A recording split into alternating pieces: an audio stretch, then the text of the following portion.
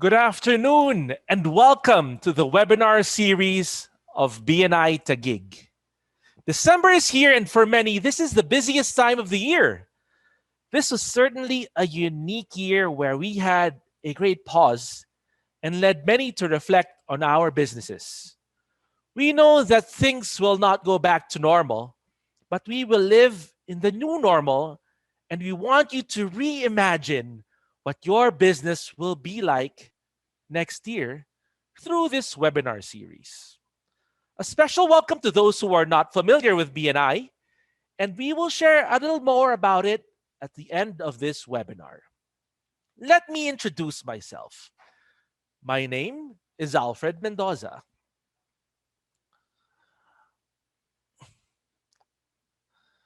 I'm a professional photographer and video production specialist and a proud member of BNI Elite.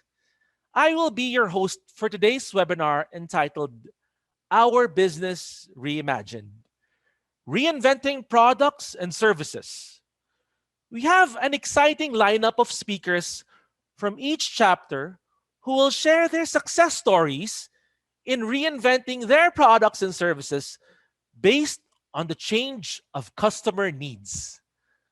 Then for the second half of the webinar, we will have a market research expert to share tips on gaining and applying consumer needs in our businesses.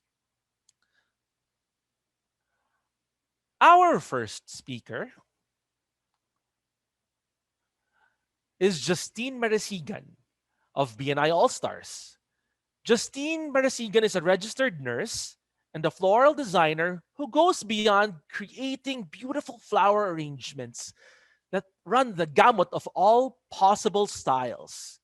Each creation is deliberate, founded on her mission to be an instrument of people who seek joy, healing, and peace. Justine understands the impact of flowers on people, eliciting happiness, which have long-term positive effect on moods and strengthening connections between and among individuals that goes beyond words. Thus, Serenata flowers can be more than just beautiful. It is therapy. Without further ado, Justine Marasigan. Thank you. Yes, let me just take you that day before the pandemic. Serenata was on track when it comes to the goals we have set in this 2020. In fact, we scheduled our expansion the for the second quarter of the year. February sales affirmed that plan. Since Valentine's sales went up the roof and we were set to scale up. In May this year, on the onset of the lockdown, um, it really took a heavy toll on the global industry in cut flowers. So let me take you to that slide. It took about $8.5 billion global industry that affected businesses and people at every stage of the supply chain, from lily fields in Colombia to tulip auctions in the Netherlands. In a blink of an eye, 400 million flowers have been destroyed, including 140 million tulip stems. As a floral designer, this was really heartbreaking for me. The first month, I literally froze. I stormed the heavens for solution. I was filled with anxiety as much as I watched my fellow florists close shop. I was ready to give up since in my head, flowers during this pandemic is considered as non-essential. Who would prioritize to buy flowers in the brink of an economic and health crisis? Then it hit me. There I was focusing on my business while others are either fighting for their lives or risking their lives. I am a nurse by profession and I know what it's like to be in the front line. So instead of wallowing about my condition, I refocused and I gave my attention to the frontliners. So they need something to boost their immune system. They need something that they can grab quickly given the short amount of time to rest. They need something to smile about in the midst of this pandemic. So the answer was fruits. They need fruits. My children and I began putting together assorted fruits, and to bring pride to being Filipinos, we put them in bayongs.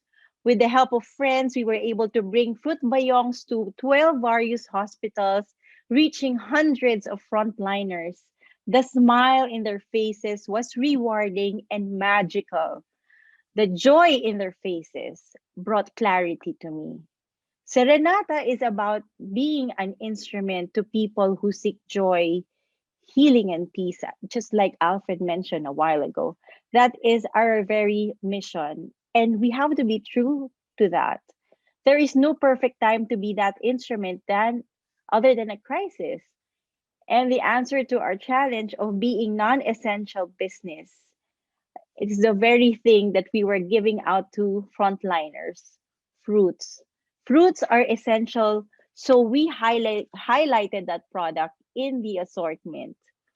But since we don't have any supply of flowers in the initial onset of the pandemic, my daughters and I made handmade flowers to go with the arrangements.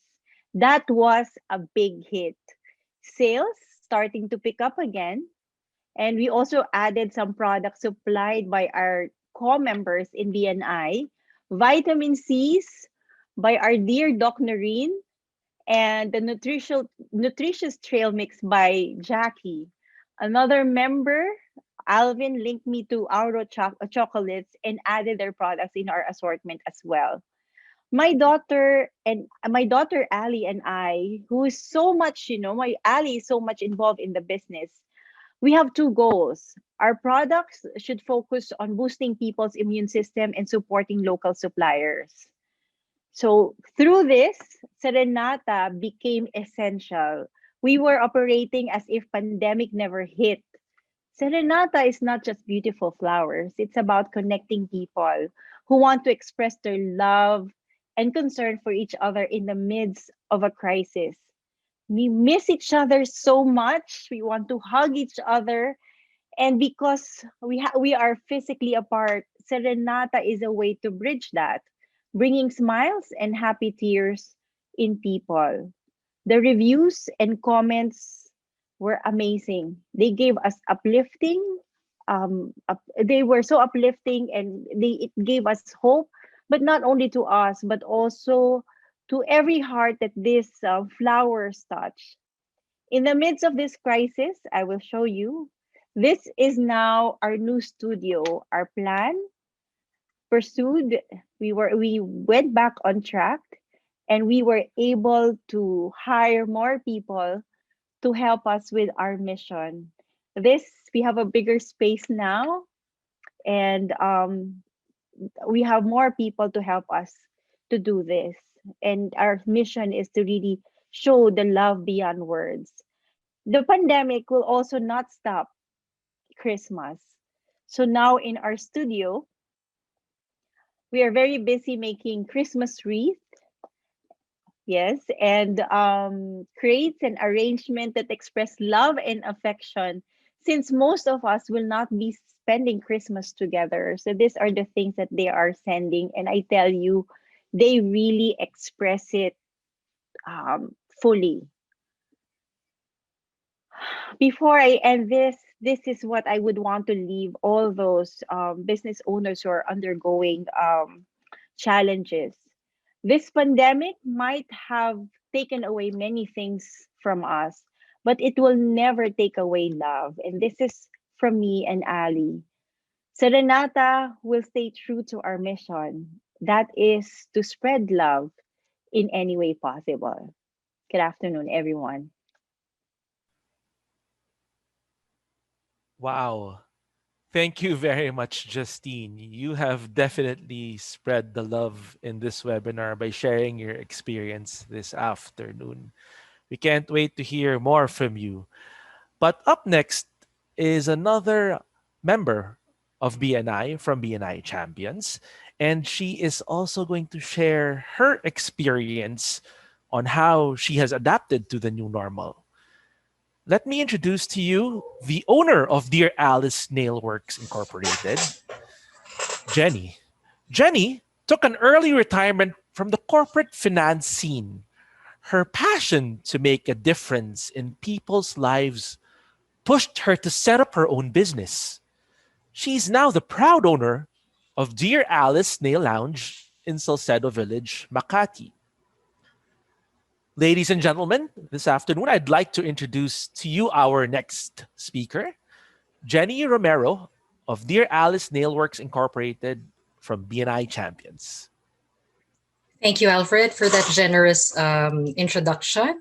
All right, so next slide. So today we'll talk to you about Dear Alice Nail Lounge. So our story, more than a nail lounge, Dear Alice is really our tribute. My siblings and I, we set up Dear Alice as a tribute to our mom. So she passed away in 2013 from cancer. In her life and battle against cancer, it taught us a lot of things. The importance of total wellness. So from the food that we eat to the way we relate to other people.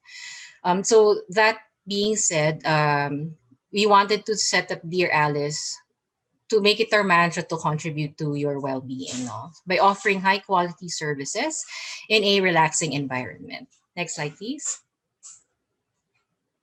Okay, so our proposition, we set this up with the aim of because there's so many nail salons already, so we set this up with the aim of differentiating us from the rest of the nail salons or the nail lounges. So we said that we wanted to be known for high quality services.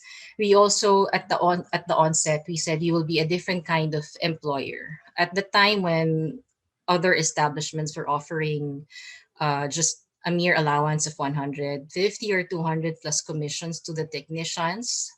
Plus, we said we wanted to start with the minimum wage, what is proper for them.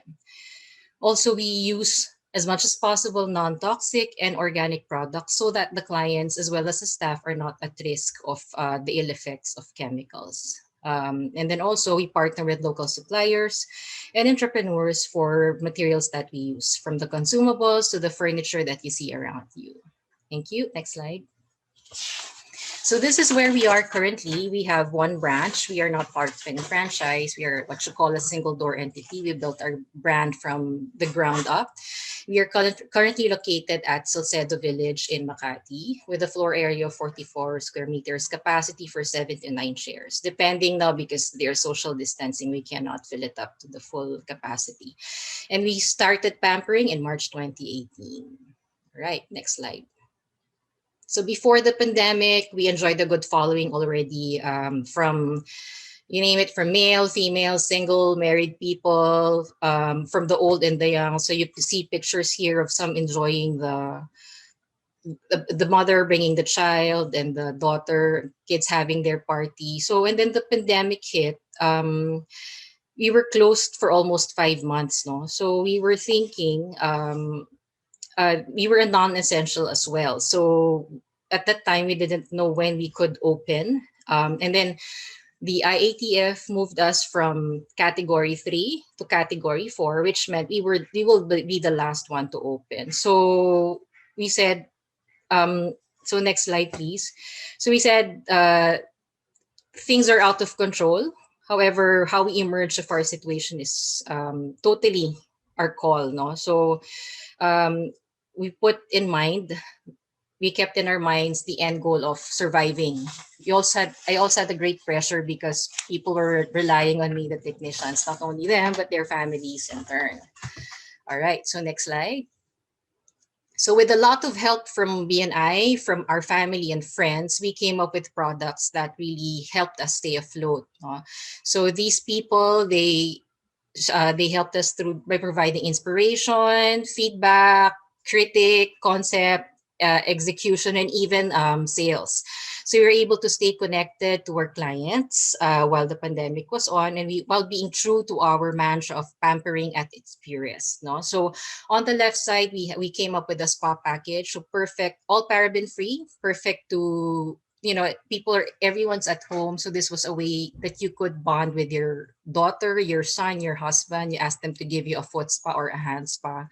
And then our Dalandan basic concentrate is also organic, so a perfect immunity partner during this time. And we came up with moisturizing sanitizer, also paraben free, so non-drying, non-harsh, perfect to protect you uh, for your much needed protection. So next slide. So now we are open. Um, Everything. This is the new normal. Admittedly, traffic is still slow. Understandably so. People are afraid to come out. But the good news is we keep to our commitment to prioritize your safety in the new normal. We have measures. Not sure if the others have implemented it, but our ladies wear PPE, and then they also have measures like washing your hands in the shop. So we really make it the point to make our clients feel safe. In fact, we have a lot of first timers since the pandemic who have come and then since then come back or referred people to us, because this is one of the differentiating factors as well that we want to hype, that we don't take shortcuts and that we really take your safety seriously. All right. So next slide. So that's it. I hope I shared some very inspiring tips for everyone who's trying to who are feeling a bit down, but just press on. So these are our contact details in case you're in the area. Please do drop by and say hi. Thank you. Wow, thank you very much. Pampering indeed at its finest at Dear Alice Nailworks Incorporated. Let's not take ourselves for granted. Thank you very much for that sharing, Jenny. Up next is BNI Elite's very own Miss Kailim Regala of Mighty Mike Inc. Incorporated. Kai is a double degree holder with a master's degree in fine arts and design. She's the general manager of Mighty Mike Inc., a professional member of the Philippine Institute of Interior Designers, and a professor and academic board member at the Philippine School of Interior Design. She is also the founding member of the PSID Alumni Association. Apart from that, she's also the Chamber of Furniture Industries of the Philippines Vice President for Designs and serves as one of the judges of the Philippine International Furniture Show in 2015 and the Manila Fame Kata Awards in 2016 and 2018. Ladies and gentlemen, let me introduce to you Kylie Regala of Mighty Mike Incorporated, BNI Elite's very own. Thank you very much, Alfred. Thank you for the introduction and good afternoon, everyone. I'm Kylie Regala from Mighty Mike Inc. We make furniture for residential and commercial use. We have architects, interior designers, and also end users who wants bespoke furniture. We seldom have stocks before since colors, sizes, and designs were normally specified. As for our bars and restaurant clientele, usually every time a new branch will open, our furniture is included in the list. So we only start production once items were ordered. Even for our retail clients, modules were pre-ordered. But after the lockdown, we have orders that were canceled or put on hold, and everyone was affected. If we don't have new orders, we have nothing to do. What can I do for a company to survive? Being an online shopper myself, I got inspired to come up with items that we can offer online. Though one must have ready-made stocks. It's a trial and error at first to see which one will move fast and which one will not. The idea came to me like a light bulb. With disinfectants and alcohols highly in demand, I thought of doing a stainless stand that one can put alcohol bottles. I shared the idea to our staff and family to get their feedbacks. My brother-in-law said automated or sensor dispensers are better because it's hands-free. It challenged me and triggered my imagination to come up with our own hands-free dispenser. And a foot-operated alcohol dispenser with foot mat was launched. Okay. I pride myself in this because we were one of the first to have this design and marketed it online. Um, this actually jump-started our business back to production. We didn't anticipate the demand of the orders. So by the time we have enough stocks, there were so many alcohol dispensers available online. So this slowed down our sales. But eventually, those who ordered before and even people who saw our items ordered again after seeing the quality and the value for their money. Then it is in mid-June when I joined BNI, and I'm a proud BNI member. This opened my doors to more products and collaborations. SCSC, Elite's distributor for disinfectants, have an automatic alcohol dispensers, and we made their stainless steel stands. We also have made a foot-operated stand for their manual dispensers. Next item was inspired from my son's online classes. Families need to have efficient space for working, sleeping, and studying, so we came up with a loft bed. On the other hand, the adjustable table is a result of ongoing virtual meetings. So you have the option if you want to sit or stand during the meeting, and it's also foldable.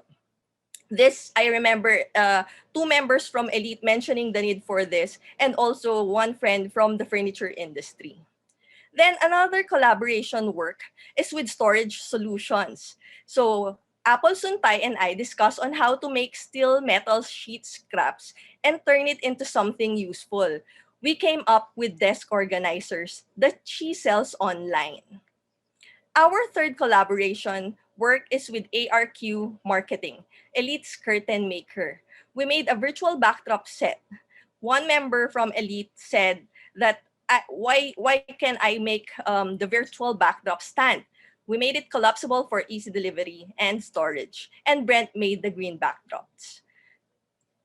And recently, as a result of the lockdown, people want to bring outdoors indoors, thus the rise of plantitos and plantitas. Yes, myself included. We came up with a wide variety of plant stands and pedestals to match their needs. And since Christmas is around the corner, we are launching this Christmas tree plant stand. Make your own all year round Christmas tree with potted plants. The Beloved Ladies of Christ, or BLC as we call ourselves, gave me the inspiration to come up with this. And as a way to give back, 10% of the proceeds from this sales of this Christmas tree plant stand will go to Buy a Plant, Build a Home project. This is a project of the BLC that aims to help the victims of the Typhoon Ulysses in Virac, Catanduanes. We can actually check the website, buyaplantbuildahome.com. Nakatulong ka na, may halaman ka pa. Of course, with all the uncertainties the COVID-19 brought us, most of us are going through groping in the dark. Oftentimes, the answer is just in front of us. Stop, look, and listen. Read between the lines of what people are saying. Give them what they need and want. Change is inevitable, so we have to adopt and diversify. Thank you very much.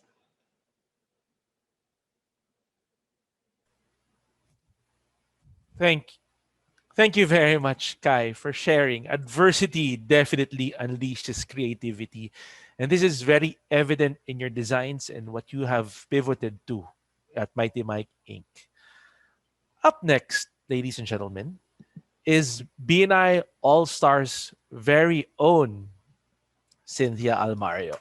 Cynthia of Relish, Luxe, and Relish at Home restaurant from BNI All Stars is an interior designer and a foodie at heart. She is one of the owners of Relish, Looks, and Relish Hello Happiness. Relish is known for good comfort food and beautiful interiors. She's busy growing her online food business, Relish at Home, and Relish at Home has grown to more than just offering fresh cheese, to becoming a one-stop gourmet store offering wine, cheese, deli, and pantry products. Without further ado, let me introduce to you BNI All-Star Cynthia Almario. Thank you, Alfred, for that introduction. 2019 was a banner year for Relish. Everything was on track for 2020. first restaurant is Relish at Madison. Our lease expires March 2020. We were gearing up to move to this space in Molito, Alabang, which had very good foot traffic and very vibrant nightlife. Everything came to a screeching halt when the COVID-19 pandemic lockdown was imposed March 16. Relish at Ponte, our flagship restaurant, who just turned 12 years old, became a COVID-19 casualty. It was a very painful decision for us to permanently close down on May 2020. One thing we learned was to make the decision to close down early so we still had money to pay our staff for their separation pay. Relish at Ponte relied heavily on the office workers around Salcedo Village. Historically, we had a full house from Monday to Friday. Saturday was slow, and we were closed on Sundays. With that work from home scenario, our decision to close down proved to be the right decision. Relish Luxe Ortigas, our third branch, has reopened following very strict protocols for COVID-19. We're slowly building up customers, and reservations for intimate events have been coming in. This is a big restaurant, so even with the imposed social distancing, we can still accept up to 80 packs. Relish Hello Happiness, our fourth branch in Quezon City, opened last October, and business has been slowly picking up. We have been getting a lot of reservations for intimate gatherings. And now the story on how I pivoted to Relish at Home. I realized that the five vibrant food communities in the South was a bustling marketplace. When it dawned on me that I have been ordering food from different suppliers every day, I figured I wanted a piece of this action. I started selling carrot and rum cake for Easter, and it was such a hit. My primary market was the South. Hillsboro and Alabang Hills proved to be a very good market as they were all foodies. Next item I offered was my amazing artichoke dip.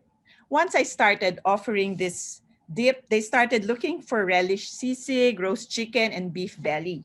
We listened. So in June, we finally offered a relish menu to be enjoyed at the comfort of their own homes. It was a very good decision because everybody in the South missed relish comfort food.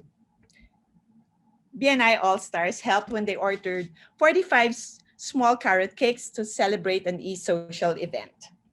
Another good thing that happened was I started selling cheese in June, and I was able to expand my offerings to the BGC area. After cheese, I started offering deli products, pasta, grazing kits, pizza kits, and of course, wine. And before I knew it, it grew to be a one-stop gourmet store. And again, I feel the love of my BNI All-Stars family. When we turned 2 years old, they ordered 45 celebratory gift boxes to celebrate All-Stars turning 2 years old. Thank you for the love.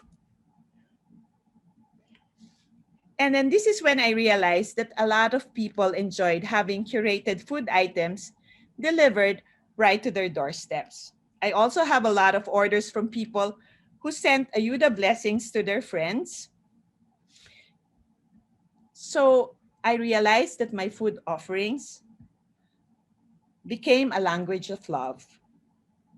My fellow BNI All-Star members enjoys the convenience of having cakes delivered with personalized greetings to their clients, friends, and family.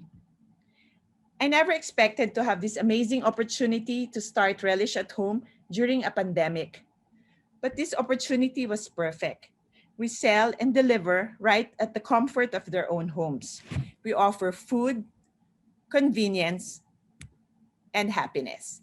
So this is just one of the testimonials of a couple who celebrated a baptism at Relish, Luxe, and also a small civil wedding reception they celebrated last November 20. So I'm proud to offer that it has grown. Relish at Home now has a Christmas catalog to cater to your holiday needs and requirements. Thank you so much for letting me share my journey from Relish to Relish at Home. Thank you very much for sharing Relish Lux and Relish at Home, Cynthia. It has definitely made me hungry. No, I was also hungry. And it's close to dinner, but it's a good way to get your appetite up. But before we do indulge for dinner and order from Relish at Home, I would like to introduce to you BNI Dynamics Greek god, Ho- Holy Fits Jose Villablanca. BNI Dynamic, the founder of Holy Fit, short for Holistic Fitness, brings the workouts to the workplace since the pandemic, and social distancing has hurt his business. So now Jose of Holy Fit offers online classes and wellness webinars. And during that same time, Jose founded HolyQuip, a fitness equipment sales company with family and friends to supply the growing demand of fitness equipment since the start of the lockdown. So let let us share with you a brief presentation from Jose Villablanca, BNI Dynamics, Holy Fit. Good day, everyone. My name is Jose Villablanca, and I am the founder of Holy Fit. So what we essentially do is we bring the workouts to the workplace. But a brief background myself, I have over a decade of experience in North America, and then I moved back to the Philippines. I was actually born and raised here, but I always wanted to open up my own gym here, but I didn't have the capital to do it. So what did I do? I thought of, I had to make do with what I had. So obviously my credentials. I felt like I was a bigger fish in a smaller pond here in the Philippines with the extensive education I had there. My guaponess, obviously, face value. And not only that, I'm pretty humble, as you can tell.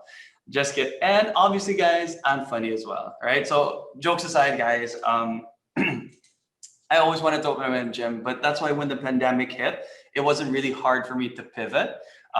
You know, don't think I'm being cocky or anything, but it wasn't really that hard for us to pivot. It was hard to adjust. Obviously, I was in shock because we lost a lot of clients. In fact, one of the biggest, the first thank you for close business would have been the biggest thank you for close business for me, which was 400,000 pesos. And then the lockdown happened, and this was just me signing up to BNI, recently. So I thought, it's just gonna go away in a month or two. But here we are in December, and it's still happening, right? So as you know, gyms were the hardest hit, and a lot of gyms closed. So I thought about the things that I could capitalize on that they can't. For example, we don't actually have our own gym. We bring the gym to the clients, right? So we bring the workouts to the workplace. That's how I like to see it. So here's our Ernst & Young's, here's Canva. I'm using their app right now. This was, I can't remember, I'll be honest. But we work with a lot of HMOs and they send us their clients. So we have a lot of really cool clients. We were really growing. And then, unfortunately, COVID hit, right? And I was very anxious for a few weeks. I was learning all about COVID, how we can adapt. But again, like how I started Holy Fit, without money from my family, I did this by myself because they didn't trust me because I was actually in debt when I was living in Canada. So they didn't trust me with money, right? So I had to rise above it and prove myself again, right? I had no one else to prove it to but myself. Actually, I didn't even have to prove it to myself. I just treat life like a game and see where I can take this, right? So level up. So we started doing online fitness classes and we got a lot of our clients back. But sad to say, a lot of them didn't come back Hi because guys, my name is some of their Joe. employees I'm didn't showing have a lower body good workout for who's Wi-Fi just getting ready to right now. So do if you don't workouts have like this, as you dumbbells or can see. kettlebells at home, you can just use like a sack of rice or water So bottle. we They are had a lot really of creative workouts And that for we the shared, players, you can always use your and it was songs really or cool because we're social media influencers anyway. So we were able to do these things. We started partnering with Ayala Malls as well. So once the pandemic is over, we can work with them and have live events. We started selling our equipment as well. These are equipment we provided for our clients before the pandemic. So since we're social media influencers, it was easy for us to create content, you can also and go we made down sure we on used what we had. Right, we don't want to waste anything. We started online classes like small jump ropes has been really trendy this day and age. And look at this handsome fit guy right here being a model. All right, so we also did home gym setups, right? And we also did a lot of wellness webinars, right? Just like we're doing right now. Obviously, it's not the same if we were doing this face to face. But obviously, you have to adapt with the times, right? So a big topic right now is stress management. People are stressed that they're working from home. Before the pandemic, they're stressed about commuting to work. So as a lifestyle coach, we talk about these things, and I've been doing a lot of webinars recently. And then I'd like to say I was lucky that we started Holy Quip because I was introduced to a guy who imports, right? It's pretty much my age. But I think it was my business acumen. We really worked hard. They knew my influence in the fitness industry, the connections I had, and it really supplemented my income with the clients that we lost during the pandemic. Actually, even my partners were so surprised to see how much we were making. Mind you, it is slowing down now that the lockdown is slowly coming to an end and people are getting more comfortable being outside. But I just thought to myself, what can I provide that people need right now? And that was fitness equipment for their homes. So we've been selling a lot. And if you want to learn more about us, feel free to check us out, holyfit.ph. Thank you, guys.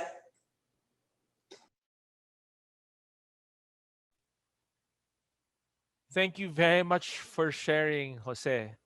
Definitely going with Holy Quip or Holy Fit will lessen the guilt after indulging from all the food ordering from Relish. Up next, on a more serious note, is Miss AJ Lapira of BNI Iconic. She is the assistant director of AHA Learning Center, a nonprofit organization focused on after school support for public school communities and community development. A rights advocate, community development worker, and marketing professional with a demonstrated history of working in civil society organizations. She is armed with a personal mission to make quality education accessible and available to marginalized children in the Philippines and the rest of the world. Saving the best for last, everyone, is AJ Lapira of BNI Iconic. All right. Hi. Good afternoon to everyone. Almost good evening. I'm AJ from a wonderful group called AHA Learning Center. Wait, okay, there. There's a bit of a gap. But quickly, what is AHA Learning Center? Just some quick facts about our wonderful group. We're a nonprofit organization that is focused on free after-school program for public school kids in the Philippines. We were founded by teacher Jayton, who's also actually a BNI member, one of the Philippines' 10 outstanding young men of 2018. We were established in 2009, serviced over 19,000 public school students since then, with our flagship programs that include English and math remediation and enhancement on top of values formation, feeding, and programming classes. All of these programs we're trying to do to address the gap that we have in the public schools, wherein there is such a low foundational literacy among our primary school students. These are some pictures from our community centers in Tondo and Makati. But sadly, due to the pandemic, we had to change plans. Actually, in the beginning of the year, we were aiming to put more AHAs in the Philippines, but the pandemic has different plans for us. When the pandemic hit, there were a lot of anxieties that that were built up among our students, among our parents. A lot of our students were asking, will they be able to graduate? Will they be ready for the school year? A lot of our parents are looking for support. Where can they get the support they need now? Especially, we have to close down the community center. We needed to find a way to connect with our community. We found out that a lot of our community members, a lot of our nanays, were using Facebook Messenger free, which doesn't use internet and data. It's not the ideal. It's purely text-based. There's no pictures, no audios, no videos, but at least we saw that as a way to connect with them. And so we built our intervention based on that. AHA Learning Center developed Escuelang Pamilya, an education solution built for the lockdown. This is how it looks like. It's basically just a messenger group where we put all of our text-based lessons. As you can see, some nannies are actually investing a bit of load for them to just show the works of their kids. But everything is purely text-based, where we were able to produce over 500 reading, writing, daily devotions, not just for the kids, but also for the family. After that, after the run of Escuelang Pamilya from March to August, we saw such huge success. We saw that it works even though it's text-based. And so we figured, if we can do it in our community, why can't we offer it in the public school communities? And so we developed Tulong Escuela, which is a series of support for not just the teachers, but also the parents of the community, teaching them how to be learning facilitators in this time, and to teach the students to be independent learners. As of October, we were able to train over 54,000 public school teachers in the Philippines from different school divisions. Continuing the mission of providing accessible learning to our kids, we partner with DZRJ 810 AM, where we are able to show this information. And bringing it further, we push for our barangay coding to still push through even during the pandemic. This allows us to teach creativity, critical thinking, and collaboration among our high school students, 14 of them who actually finished already level 1 of Python and currently finishing their level 2. All right. Just a quick fun fact, AHA is composed of only 10 members. So all of these wins were achieved through different partnerships, through different volunteers. But even though we have these wins, we still face a lot of challenges in these times. 24 million learners are shifting to digital space, which continues to be a gap in this time, considering the safety of the child and the resources that they have, or rather, we don't have. 10% less enrollees compared last year. This doesn't include the already out of school youth already that we have in the Philippines. And a lot of the nonprofit organizations with community centers are forced to close for good. One of the most hard-hit sectors during the pandemic is not just health, but public education. And we're now in the middle of a learning crisis. But the learning and support to our community should not stop. The mission is to continue keep our kids in school.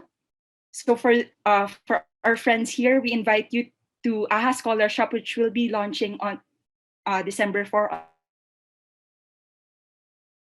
which allows you to shop for Philippine education there. So you can either shop for load allowance, for school supplies, among others. There are also gadgets for learning packets, which you can support on that site. Your add to cart can now help our students continue learning. So please, please, please visit our website on December 4, 2020. It's ahalearningcenter.com. And at AHA, we always say tayo ang pagbabago ang ating hinihintay. When we know that we can do something, we always say yes. Maraming salamat po.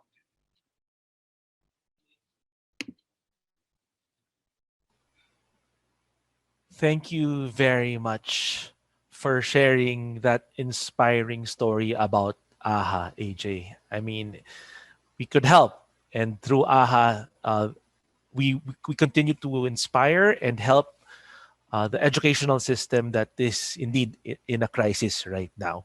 Before I continue introducing the next speaker, I would like to remind everyone to please write your questions on the Q&A box located at the lower portion of your screen. We'd love to hear from you. You could address your questions to any of the panelists today. So please do type away your questions. Now, to proceed with our next speaker, I would like to introduce to you the expert on the ways to understand your customers. BNI Iconic's very own Birdie Salva of Curiosity Market Research. Birdie is the co-founder and the general manager of Curiosity Design Research Company. He is a design researcher with a background in qualitative research, user experience research, brand management, business consulting, systems thinking, industrial design, and game design. As the co-founder and general manager of Curiosity for the last 8 years, Birdie oversees the operations of the company and provides perspective on innovation frameworks and UX strategies for their client engagements. He has led teams in conducting qualitative design research that applied human-centered design frameworks to clients such as Sun Life, Globe Telecom, Johnson & Johnson, Meralco, and USAID. Prior to Curiosity, Birdie worked as a user researcher at an industrial design startup. He was also a brand manager at L'Oreal Philippines and a lecturer at Ateneo de Manila University School of Management. Our expert on understanding your customer. Without further ado, Birdie Salva. Thank you so much for the introduction. So hello, everyone. I'm now going to put on my professor hat. For the next 30 minutes, I'll be sharing with you a crash course into understanding your customers. So if you have notes, get your notes ready. If you want to take screenshots, have it ready because it's gonna be a ride, right? Let me move my screen. There. Okay, so a bit of background. Curiosity, we're a design research agency, and what we do is that we help organizations design better products and services by helping them understand people's behaviors. We mainly use anthropology, business, and design frameworks to be able to provide clarity on what are their human needs. And if you have a better understanding of human needs and human behaviors, you are more likely to be able to design a product or service that will enrich their lives. And that's basically what I want to share with you today. So as with everyone, again, pandemic happened. So initially we were trotting all over the Philippines doing our research in person. But luckily, though, we do have tools like Zoom, Viber, Google Meet, and all of these other tools that still allowed us to continue our work in terms of understanding people. Okay, so here we are at end of 2020. Can you believe it? It's December. And if your business or your practice has survived, congratulations. It basically means that you were resilient enough and agile enough to be able to adapt to the radical changes. You had enough cash, assets, skills, or connections and time to be able to pivot and try something new. As much as we are all joking that patapos na ang 2020, seriously, if we were really honest with ourselves, what's in store with 2021? Who's to say it's actually going to be better or worse? We don't know. And sure enough, social, economic, and climate issues, they're still here. And some of them are still worsening. So what can we do as entrepreneurs and professionals to ensure that we can continue in our own personal missions to be able to enrich our customers' lives? So I'll be sharing with you 8 lessons. And for every single lesson, I hope that you will be able to understand on how you can deliver your mission better to your customers. So lesson number 1, human needs change when the system changes. If you think back to 2019, what were we worried about? 2019, we were all thinking, oh, let's declutter our homes because we were watching Marie Kondo on Netflix. We were all planning our holiday trips. You know, when is the next pizza sale? What are we going next? What are we going to eat when we go there? And we were all just simply trying to strategize and complain about traffic every single day. Fast forward 1 year later, where are we now? What is important and what are we worried about now? Today, we're looking at staying safe and healthy. We're all concerned about managing our household needs in terms of our children's education, the safety and health of the elderly. And we're also, again, very much concerned about ensuring our economic survival. All of this changed in a single year. Human needs change when the system changes, but despite all of these changes, I want you to understand that there are still core human needs. At the core of it all, here are at least 7 major categories, like where do people live, what do they eat, what do they wear, how do they get from one place to another, how do we heal ourselves and keep ourselves healthy, how do we educate ourselves, and how do we entertain ourselves. These are some core human needs that will never change through time. What changes, though, is how it manifests, and what are our expectations from it. So for example, how do we heal ourselves? In the past, you might go to your clinic, to your doctor, to your hospital, any time of the day. Now we're looking at telemedicine. We're looking at like e-consultation. We're looking at mental health services over Facebook. So I guess I just want to invite everyone right now to think, maybe practice with your team. What do you see, what have you observed as the changes that have happened in this 7 main categories? And with these changes, how did it affect your business? The key takeaway here, at least at the first foundational lesson, is that, again, basic human needs will remain the same throughout history, but how it's experienced and evaluated will always change, and you should always be ready to change with those expectations. And luckily, I think the earlier speakers were really gave very, very concrete examples on how they changed with the times. Lesson number 2, jobs to be done. So we know that core needs remain the same, but it changed in different ways. Now, I want to ask you now, let's say you're starting to get hungry. It's what, 5-ish p.m. You're starting to get hungry. What will you do to address your hunger? Are you going to order food for delivery? Are you going to start cooking a meal? Are you going to snack on something that's available in your ref or your pantry? Or are you just simply going to sleep it off and ignore it? What do you think will determine a person's choice on what they will do? It's not age, it's not gender, it's not income segment. I think what will really determine people's choice is actually their motivations and the circumstance surrounding the decision. So for example, you might choose to order food for delivery because you're really craving something like this porchetta in the photo, or maybe you're tired of cooking, you don't want to cook.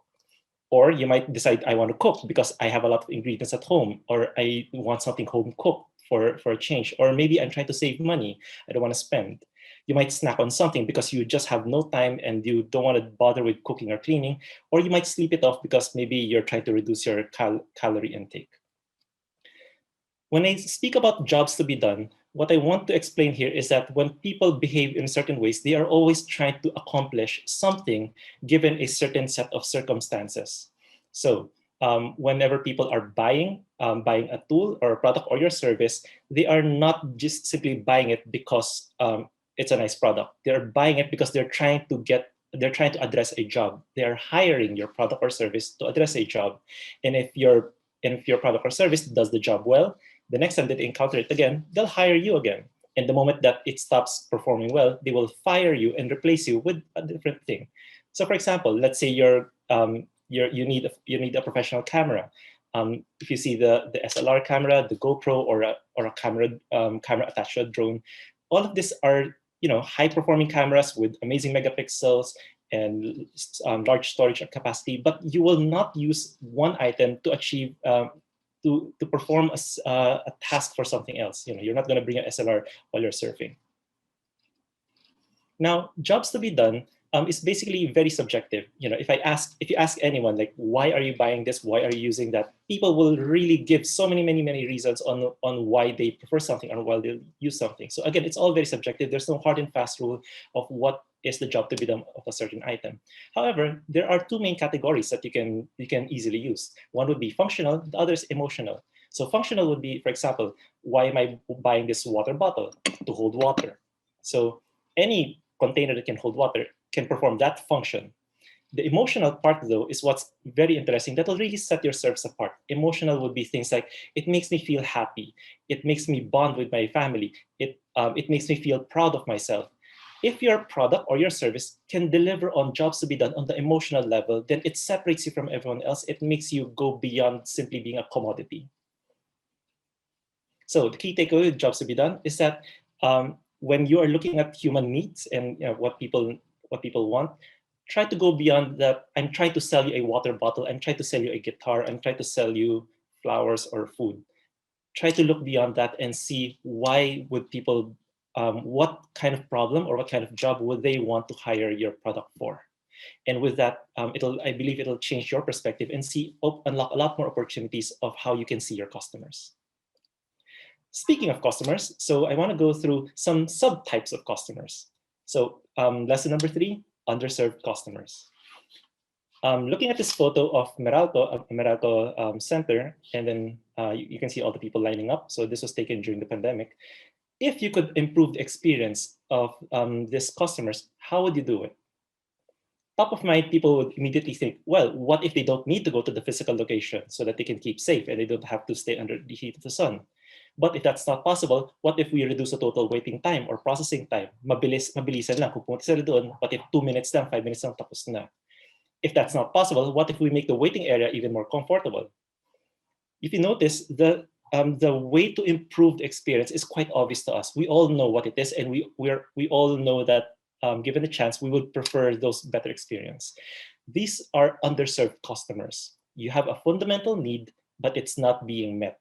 And if you ask people, if we can improve it along certain dimensions, like mas mabilis, mas malakas, mas mura, mas maliit, more megapixels, more processing power, whatever it is, people are willing to pay for it. They know what they want, and again, if you deliver, they will pay for it. You can expect though that with underserved customers, once you satisfy the need, eventually the expectations will change, and they will become more demanding. So, for example, if you used to have 1 week delivery, once they get used to that, they will now start demanding they want overnight delivery. You do the overnight delivery, eventually they'll start asking for same-day delivery. And likewise with these photos of a music player, you can see how over time, the way people experience music just keeps on changing. Something that was live in person to something that's in a vinyl record that you don't need a person, to radios, to CDs that can hold more, to an iPod that can hold thousands, to now Spotify, where you don't even need the actual files on your hand. Eventually, though, with underserved customers is that you will eventually face a barrier. Either it's technology barrier or a regulatory barrier, that people will still keep on demanding improvements, but it is no longer in your capacity to deliver on them. It's just too complex to do so. And this is where innovation can come in. If you can overcome the technological barrier or the regulatory barrier, then you will become the next market leader. And of course, after you unlock the gate, you can be pretty sure that everyone else will follow in your footsteps. So key takeaway, if you know that you have underserved customers, it's very simple. Just simply talk to them. Talk to them, do your research, observe them, just simply listen and be aware, and you will hear what they're demanding. And at that point, it's just going to be a race. Everyone's just going to be trying to address and serve those needs until the point comes where it becomes just simply too difficult to address the need. And then now it's a race on how innovative, of how advanced your company can be. Lesson number 4, the opposite of underserved customers. If you have underserved customers, the opposite will be overserved customers. And overserved customers are those who are being served too much by businesses. This would be where companies are giving too many features that makes it so complex and so overwhelming for customers to use, that the rate of improvement for the products is just simply too much, that they see that I no longer need this. So think about it right now. What are some of the things that top of mind you can think of that are overserved in your lives?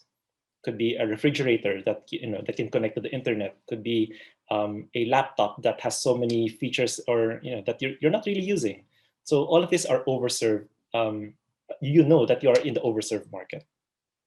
So the things that you have to watch out for to know if your customers are overserved by you, number 1, they will complain that things are too complex or your products are now too expensive. Hindi na siya sulit. Number 2, they might say that you have features, but yes, they're not actually using it. So you can put this, you can put that in your software, in your app, in your store, in your restaurant, but no one's ordering it. It's just too much for them. Or they might say that, yeah, sure, I'll buy your thing, but no, I don't agree to your price increase. It's not worth it. So if you have overserved customers, the key thing here is to be aware of what those dimensions are, and you stop investing in those dimensions. You just stop focusing on that thing, and it's now your responsibility to be able to uncover what are the new jobs to be done that are emerging. And perhaps the customers might not be aware that, yes, I actually want it that way. So just to give 2 examples of overserved customers leading to innovations.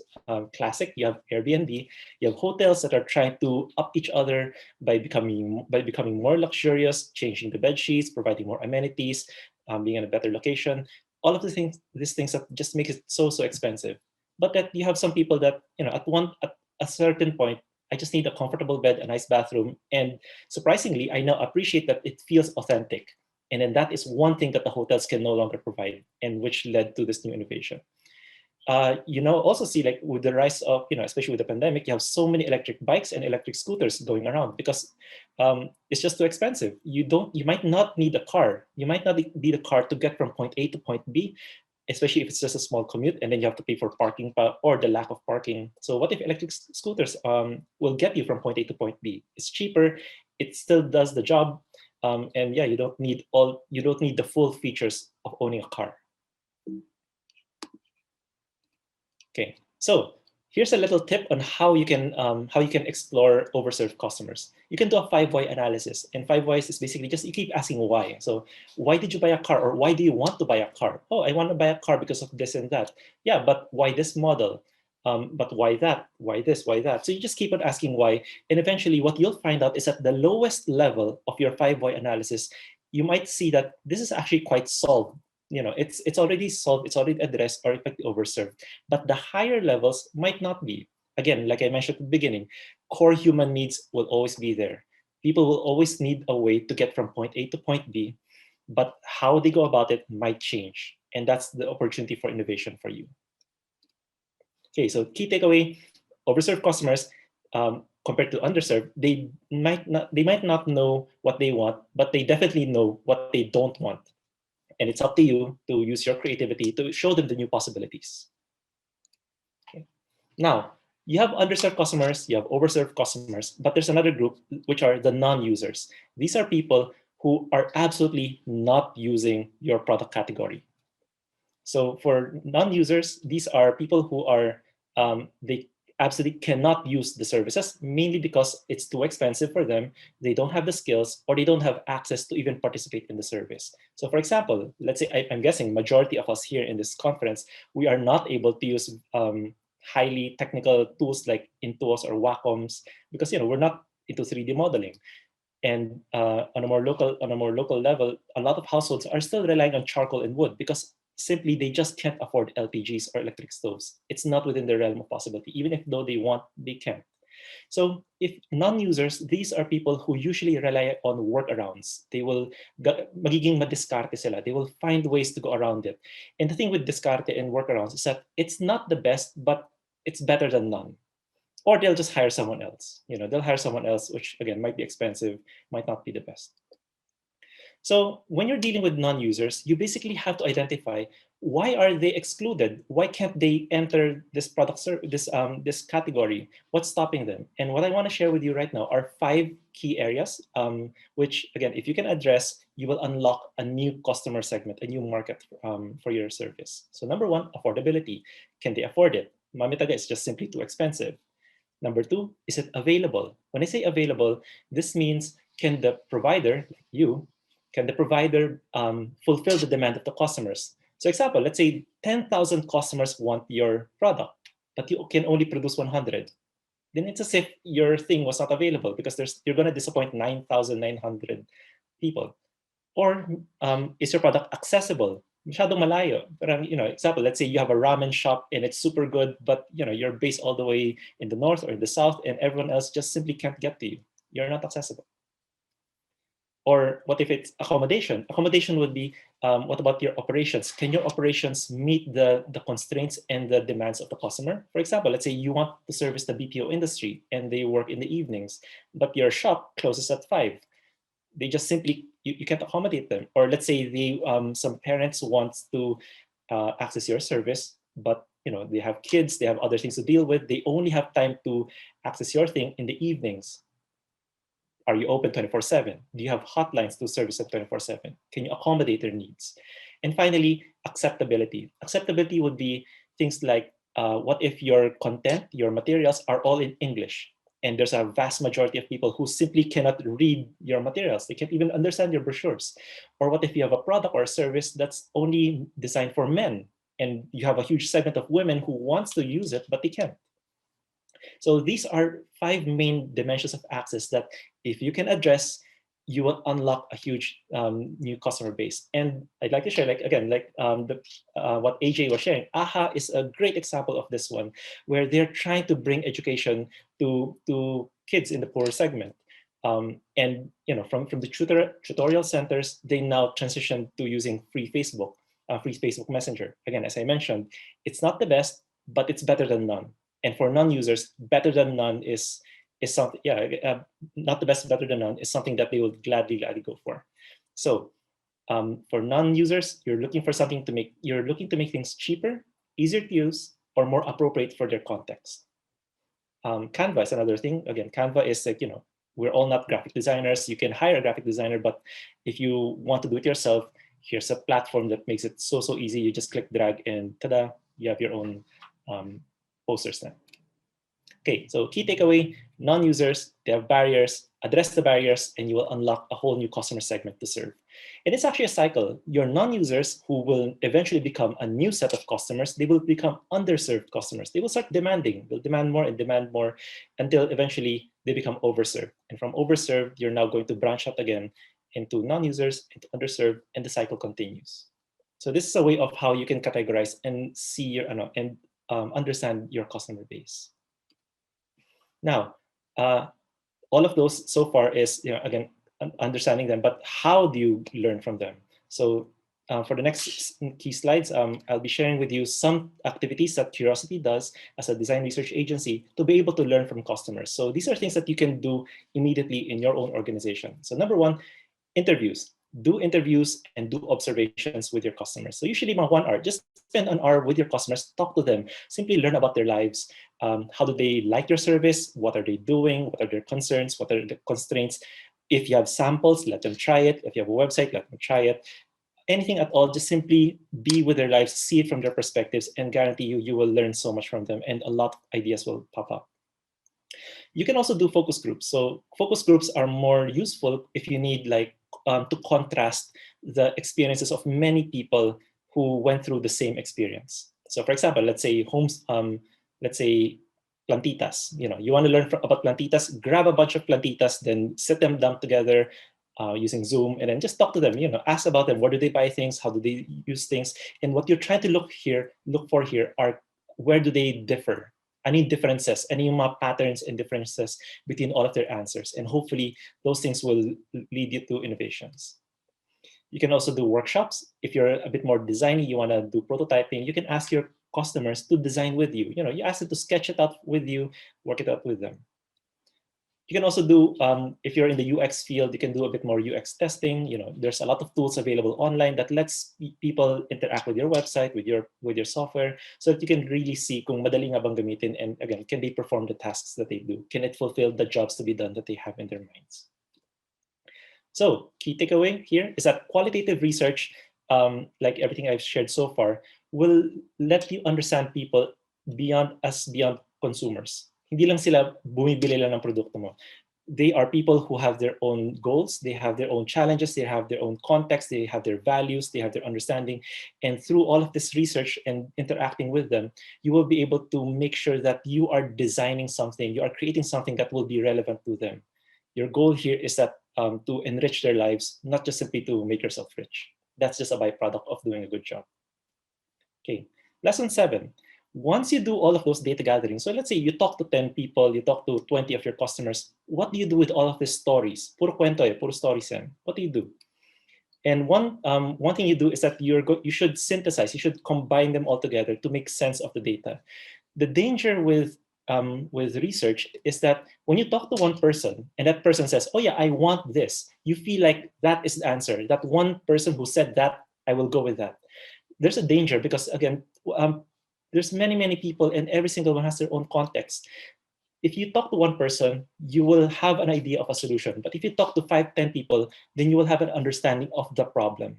And what we want here is to be able to go deeper than just simply addressing one person's concern. You want to go to root problems that will hopefully be shared across thousands or millions of people.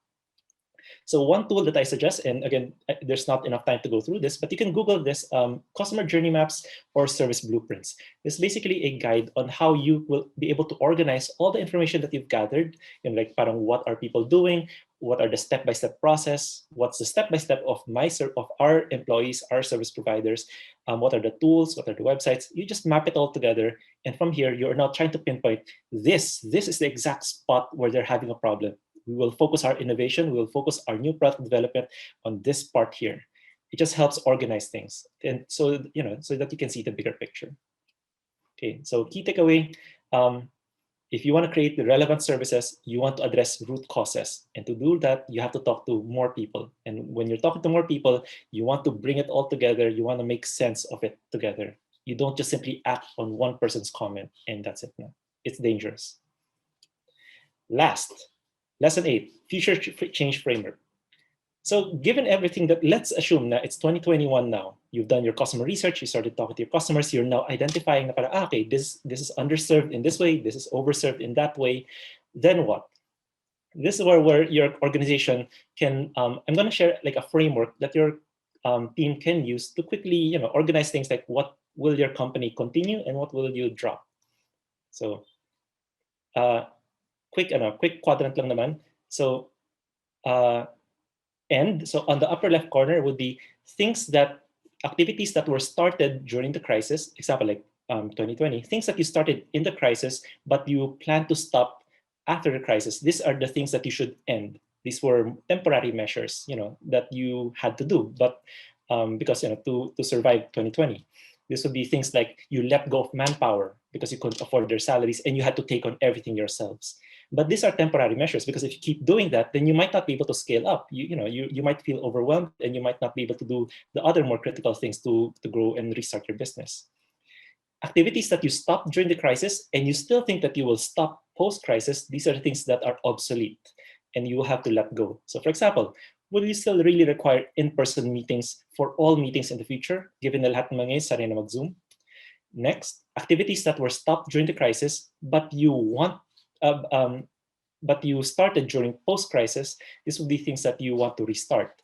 So things like product development, employee training. These are things that you had to stop before because of limited resource, but it's critical for the long-term growth of your team. And finally, amplify. This would be things that you started during the crisis and you plan to continue post-crisis. So innovation, new things that you created, especially like all the speakers who shared all the creations that they made during this pandemic. I'm sure all of those will actually continue to 2021. So yeah, things that, new services that are addressing the emerging jobs to be done of your customers. So as a final takeaway, ultimately, nobody knows what will happen in 2021. No one can predict anything. Who knows what will happen? But if you maintain your focus on simply enriching your customers' lives, staying true to your mission, that your goal is to really just make people happy, make it better for them, you can't go wrong. So take the time to listen to your customers, get to know them, and analyze their needs. And I'm sure you're going to do well in the coming year. So with that, on behalf of Curiosity and my team, so thank you so much for giving me this platform to share with you our findings. And yeah, I'd appreciate being referred to your networks. If you'd like to have a one-to-one with me to go through any of the lessons, I'd love to meet with you. And that's it. Thank you so much. Thank you very much for wearing your professor's hat, Birdie. I'd like to remind everyone that we have a Q&A box. Please do type in your questions. We would love to answer them. Although we are running a little over time, we will do our best to address all of the questions. So I'd like to invite everyone again, all of the panelists, please switch on your cameras because we have a few questions that our audience have typed in the Q&A box. And the first question that is addressed to everyone is from Ms. Kitine Jorda. This is addressed to everyone. Were you able to test your product or service in the market before you pivoted? If yes, how? And if not, what made you decide to just do it? Okay, I'll be first in answering that question.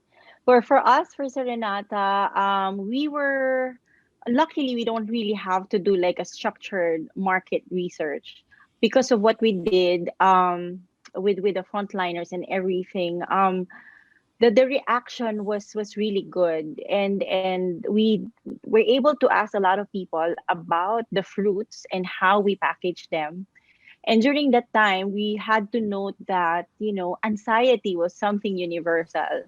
And, connecting to people was also something that a lot of people would want, but we're physically, apart, and we cannot do that. So those are the things that we really focused on. And true enough, after, some outreach and talking to a lot of people, doing that product design and everything, we were able to put together that product, and it was a hit, just like I mentioned a while ago. And we were blessed that we don't have to spend on the market research. Yes, thank you.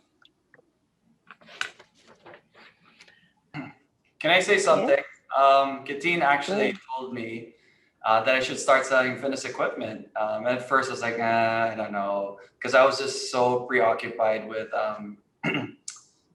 trying to figure out how I could pivot, right? And I was like, yeah, Kateen, I don't know if I want to do that because that's products and what we do is services. Um, but Kateen is very inspiring. No, but also because I'd like to say I was lucky with the connections that I got, but like I said earlier, I think they knew my business acumen, my network, and who Holy Fit was servicing. So it was really easy for us to adapt. And fortunately, my sister, my girlfriend, and a few other of my friends are social media influencers. So we really got a lot of traction real fast. Thanks, Jose. Anyone else? Um, Yeah, me, thank yeah. So Hi. Cynthia. No, I didn't have to, because it was existing products, so we didn't have to spend for market research. Everybody was receptive, and because it's food, I think it's one of the essentials. So we were lucky on that aspect. Back to you, Kai. Jenny, you were asking something. You were gonna share. Yeah. For us, what happened was some of the products we already offered, we just took it to a different scale. We were lucky, but some others, I mean, what we did was like what Birdie said. Focus on enriching the lives of your customers. So we thought, what are people missing during this time? What do they need, diba? So like the sanitizer and then the foot spa, everybody's cardio was already, ano na, medyo may kakapala na after 3 months, diba? And then people take advantage of people. It's an opportunity to bond with your family members. And then I'd also like to say, testing it, we did not have that structure of market research, but everyone has a network of your friends and family. So what we did was I took a bit of balance between close friends who I knew would tell me the truth, na parang Jenny, ito, this is expensive, or ito is this one. So be open to hearing feedback. And then yung talagang critical. In fact, I get some of my most critical friends, yung most mareklamo friends are very because I know what or and family as well, because I know they have my back. They only want me to produce the so, but you also have to balance with naysayers then. So you also have to know who has your back, or or really just out to discourage you. I Thank think you. everyone has their own focused group, especially during the pandemic, in the form of family and friends, right? That's an immediate focus group that we can all take advantage of, because they would be very honest also with giving feedback, right? Kai, would you like Yes. to? Yeah. As for us, it's from concepts and working drawings. We have to make a prototype and then develop it from there. So we try it. I use it myself. I ask my family and friends to use it, and since its transition is from customized to online, once we posted it online, we have to really act fast because people react to it. We don't know if it will move fast or not, and we we have to make lots of stocks that we're not used to. And one thing with online, there are advantages and disadvantages because of course you get lots of different buyers, but at the same time there are also people who just ask for them to make or copy your product. So after a while, there are so many people who's like offering the same thing as what you did or what you showcased online. So time is very essential when you're doing online selling. So that's it. But continuous improvement, and I ask for feedbacks from my friends and clients also. Nice. Thanks, Guy. Hi, yeah. AJ? For us, maybe just to share like a bit of a perspective from a community serving community. But just I guess connecting it with what Kaya has said earlier, that we in this field we needed to be fast talaga. So when we started, it's really just listening first to what's already working. So we didn't think of like something new, like what's already working inside the community, and we bank on that. Because if that's already working, why create something different, especially when something is needed urgently, especially in this field. So I agree with Kai, like time is of the essence talaga, especially in this work. So that's what we did. Why fix something that ain't broken, right? I mean, just make it more efficient, right? Birdie, with curiosity, did you make any changes? Well, we had to find out, example, like that FGDs, you had like, you need an actual room. So we had to learn a lot of new skills. Like FGDs, we're now live streaming. So live streaming is now our new FGD room. A lot of tools, like for example, instead of ethnography in person, you're observing them, we now ask them to use Instagram or maybe Facebook Messenger. Take photos, take videos of your day, send to us regularly, and we'll chat with you throughout the entire day. It's as if we were there with them for a whole day. Parang ganyan. We just have to use all the available tools to replicate our in-person service. Okay, thank you. Thank you for your question, Kitin. We'd like to move on to the next one from Brent Ong. AJ, this is addressed to AJ. How can we help you? Very specific. But I'll just repeat my call out note to our friends here. I think most of it's first of all, I guess the first thing that we initially that we can do is just sharing, the advocacy, sharing what's happening really on the ground. That's something that's important for people to know. And as for AHA specifically, I'm inviting everyone, our friends here, to AHA Scholarship. On Friday, we're launching. So that's how you can help specifically for AHA. But in general, for public school education, really trying to get to know first where everything is at the moment. So that's where we will know what we can do specifically. Thank you. Thank you. Aha, guys, keep it in mind. uh, thank you very much for that question, Brent. Now we'd like to move on to a question from Dr. Noreen Molina. This is addressed to everyone. The question is, with the business evolving during this pandemic, did you encounter any resistance from your team or your staff? How did you overcome their reluctance to change? How did you make the team adapt to the changes, innovations that you did? Would like to go first. I'd like to start. So with my team, there was no resistance because they knew what they had to do. They knew that we were all in trouble. So I'm really grateful that I have a strong team, and you really have to have a good team to buy in, right? So that's my tip there. If you take care of your employees, they take care of your customers, and you're a happy family. Thanks, Jose. Yes, Cynthia, I see you raising your hand. You're on mute, Cynthia. Truly blessed and grateful that the Bayanihan spirit came through. I mean, each and every one of our employees found value that they liked that we were taking care of them, so they also took care of us. Like yeah, like how touching, because there was one day in Relish Ortigas, there were no sales, and our waiter bought sisig just so they can report a number, and we're like, and then when we found out, we're like, no, no, no, you cannot do that. No, no, no, we have to pay you back. And he said, no, mom, because for all the times that you helped us, parang it's our turn to help you. So parang I felt so touched because really in their own small way, you feel the love and you know that you've done the right thing by doing the right thing by them. So yeah, yeah, Wow. Reciprocate, eh, no? yeah, Yeah. yeah. Giver's gain. Givers gain talaga. Ay. Thank you. Thank you for sharing, Yes, Cynthia. that is true. I just want Mm. to add to that also, Cynthia. That's really, really very true. When it comes to, I think, bringing our staff to the studio again, it wasn't really very hard also for us to ask them. Actually, let me shout out to Kuya Glenn, he's the first one who would want to go to the studio, and it's the height of the pandemic. So at that point, I think the clarity of the mission of the company will really come out. If the staff would know, if the staff know the mission of the company, the purpose, they would really find ways without even you asking. You will be the one to actually stop them because you're also scared for their safety, right? But with us, I think we started on a very clear um, mission and values. That's why in a curse of adversity, we didn't have any difficulty asking them to come forward.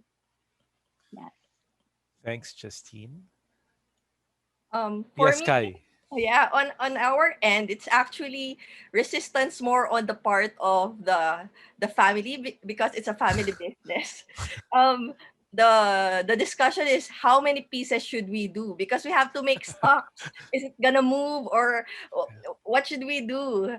How many pieces? Which one will move? Which one will not? So the first item that we release, it's actually really a dry run, a test run of how many items we should stock up. And then I remember we have a prototype, and then people, when I posted it online, people started texting and were receiving orders, and I have to bring one sample, the prototype, to a friend who owns a hospital so they can see the alcohol dispenser. So it was like that. And then there were also, of course, other items that didn't move at all or just have Wow. one or two inquiries. So it's a trial and error. And I also remember, like, the alcohol stands from Sheila Bagus from SESE. I remember telling her because she was like, I have to have like ten stocks or more. I go, what if it will not move? Or sabi niya, be positive, Kai, it will move. So yeah, it's like that. But it did. So we're very happy with it. Jenny? No, just quickly, I think it's a balance. Before we were planning to do naman home service, but then I asked my technicians, they were not comfortable Oh, because yeah. they were Health risk. worried. We did it for a bit of time, and then we reevaluated after. Na parang doing it on a, but everyone has work. Kumbaga, you're off today. I can offer you a job by doing ano, but then we reevaluated kasi nga their safety. I do not control the environment in the homes, diba? But at Yeah. Dear Alice, I know my protocols and I'm sure I'm able to adhere to them. So we said, sige, we'll just stick to ano. So I heard them their apprehensions and then stuck to in-store service. Nice. Thank you. Thank you. Yes, AJ. Hi, I just want to share. Well, in our team, we're very lucky to be composed of such loving and very dedicated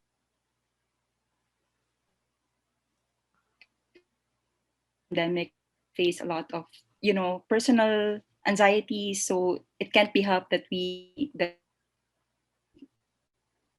no individuals in the group would feel or think otherwise. So what we do, and I talked to Brady about this, just to share with everyone. At AHA, we do an exercise called Empathy Circle, and at the end of the day, or daily wins, at the end of the day, we just share, what's your win today, from the community. So that helps us bring back to the mission, like what Justine was sharing earlier. So that exercise every day, even though small thing that we do, help us to stay focused. Yeah, positivity impacts a lot indeed. Thanks, AJ. Thank you for sharing that. There's a specific question for Cynthia. I am a Relish at Ponte client. Is the closure temporary? Okay, I would like to think. No, we were just trying a better space in Makati. Yeah, yeah, because the rent is too expensive, and really the it was purely office based clients. So yes, for sure, it's temporary for that location, but we still have two other branches that's open to satisfy your cravings. And I'll give you my contact numbers. You can call me if you want to order something. Because my sister lives at Relish at Ponte. I can just deliver. Okay. Thanks, Cynthia. Um, I think I think we answered the last one. What have you been what have been your most difficult hurdles with your staff, and how did you handle the changes? I think we were able to address that already, right? Oh, there's another one from Judith. To all speakers, in 10 seconds, to what do you attribute your resiliency? Who would want to go first? Okay. Fire away, Cynthia. Sorry. Very Um, resilient indeed. I think having a grateful heart, cultivating a grateful heart. I'm thankful for everything in my life. Because of this, my mindset is focusing on what I have and not what I do not have. So that's it. Taking stock. Yeah. Thank you. Thank you. Who else? Yeah, me for me, I Uh, think the resiliency that I got it from the trials that I had from the past.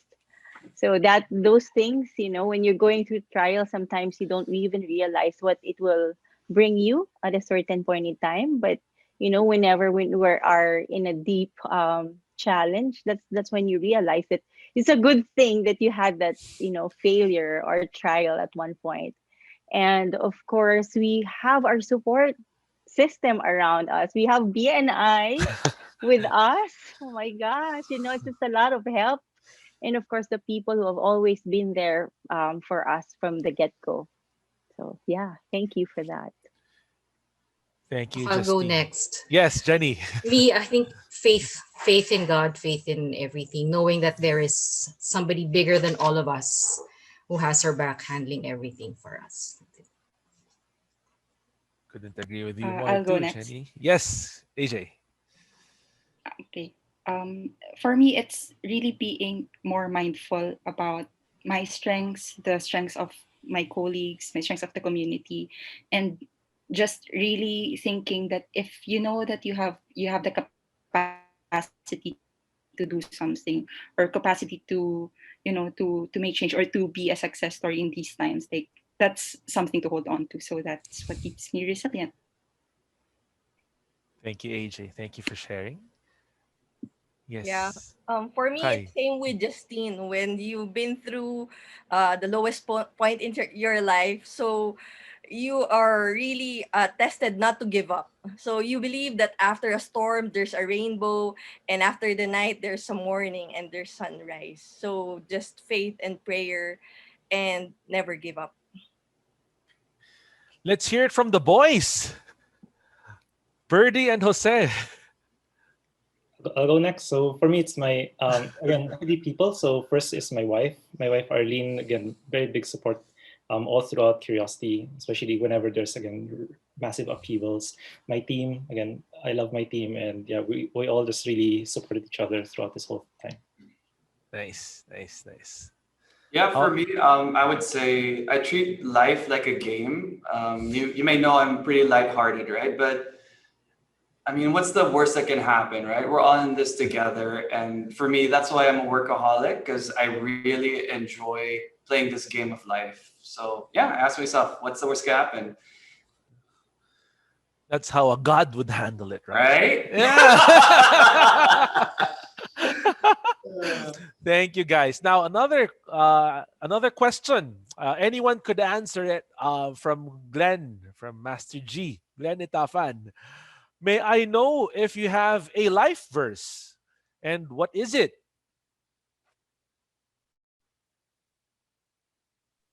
Yes, I have. It's actually a scripture. Mhm. It's let all the things you do be done in love. It's 1 Corinthians 16:14. So it is also part of the vision of Serenata.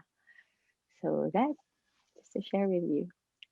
Thanks. Thank you. Thank you. Who Yeah. else? For me, it is trust in the Lord with all your heart and lean not in thy own understanding. In all thy knowledge, acknowledge him, and he will direct thy path. Wow. Beautiful, no? Anyone else?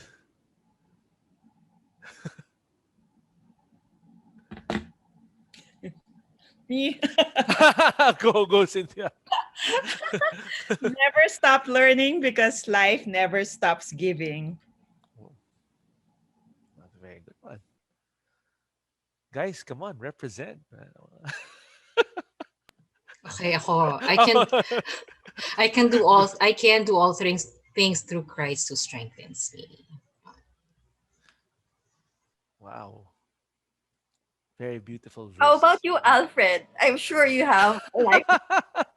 Wow, that caught me off guard. I'm just so Sorry, sorry. um I think I pretty much agree with everything that has been said in this webinar. It's just overwhelmingly joyous to be a part of this because of all the good vibes and all the talk about resiliency and the talk about being, I guess, being very empathic, putting yourself in the other person's shoe, whether it's your staff or a family member. So I think, and it all is basically coming from one language, which is the language of love. So that's my take. Thank you for asking. Kasama pala yung host sa Q&A. Well, thank you, Jose and Birdie. Before we wrap up, I actually forgot the question. I'm sorry. if you have a life verse, but I think you answered it about treating Yeah, life as a game, right? I there mean, you go. Yeah. hit the spot. Okay. Now, unfortunately, this is about all the time that we have left for this webinar. But for those who would like to have, thank you very much. For those who would like to learn more about our speakers today, please do have one-to-ones with them. Okay, please click on the QR code, or you could get their contact information. So that you could schedule a one-to-one ASAP. No? Um, we'll flash it on the screen for a few moments. And also for those who are interested uh, in learning more about BNI, we are the world's largest business referral organization.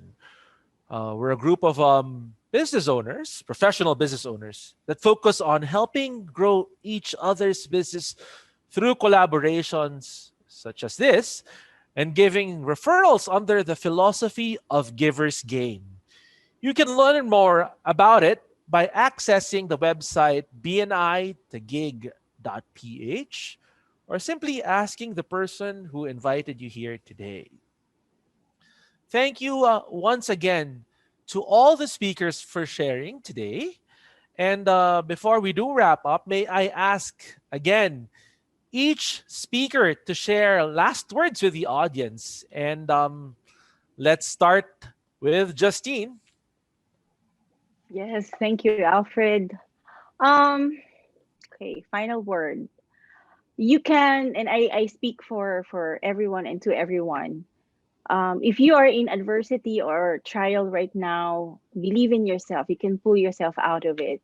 Sometimes the answer cannot be drawn from just within us. Most of the time, the very solution we need can be found by helping others. So and if you need that quick positive vibe or inspiration that you need, hug a loved one who's there for you, and reach out to them. So those are the things that, those are the sources of the things that you can do. And after that, you're good to go. And you will find yourself out of that adversity, helping others again.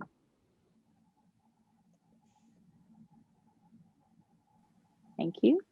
Back to you, Alfred. Thanks, Justine. Jenny? Yeah, for me, just because you cannot see it now or see yourself doing it now doesn't mean you cannot achieve it. So just know what you need to do, know where you want to be, and then just press on. Thank you.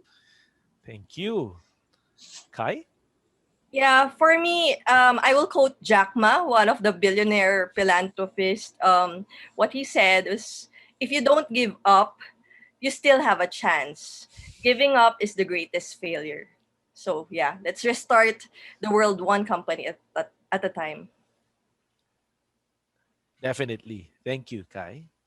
Cynthia? Okay, just repeat. Let us cultivate the habit of being grateful for everything we have in our life. This shift of mindset will help all of us focus on what we really have in our life. Couldn't agree with you more, too. Jose? Parting words?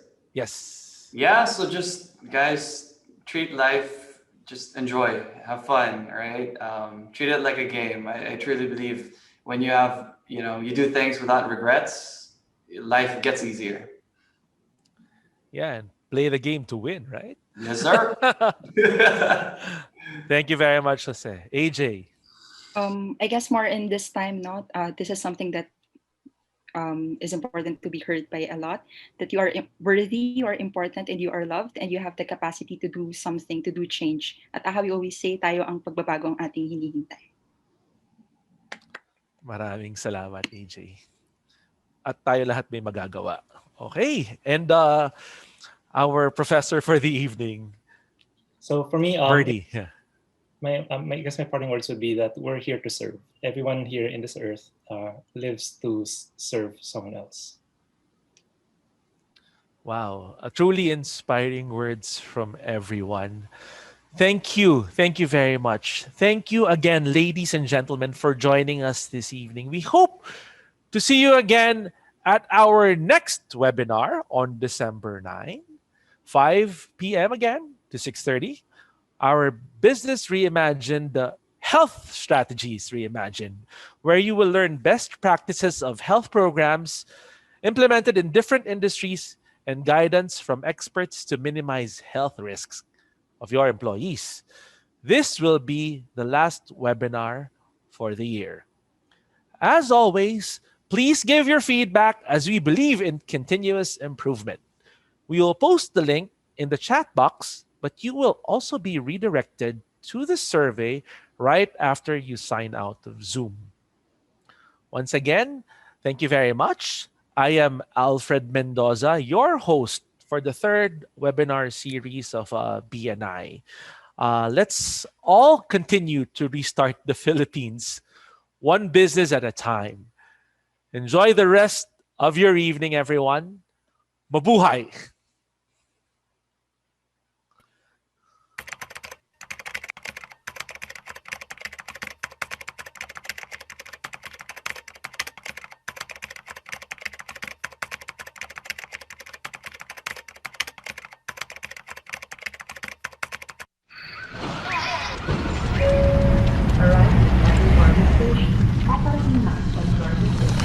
Mabuhay. More than a greeting, it's a word that captures the essence of the Filipino. Most often, it's how we say welcome.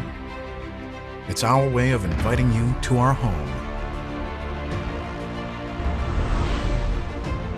Our way of inviting you to the party.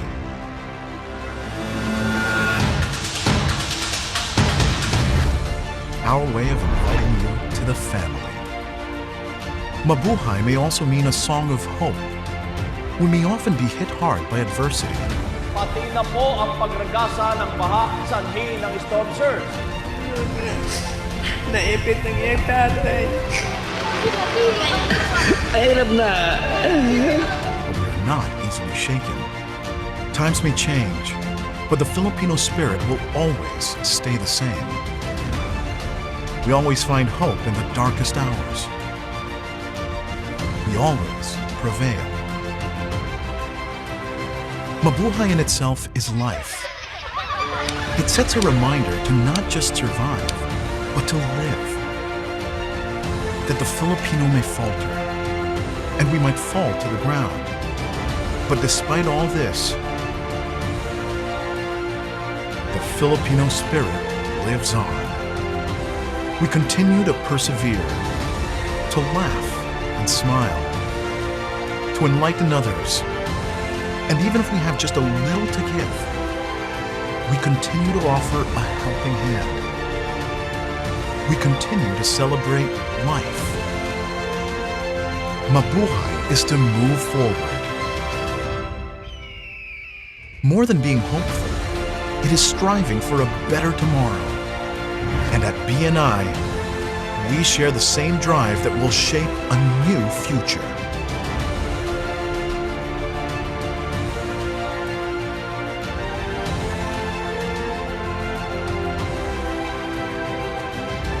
Because more than connecting business leaders with each other, we are a brotherhood.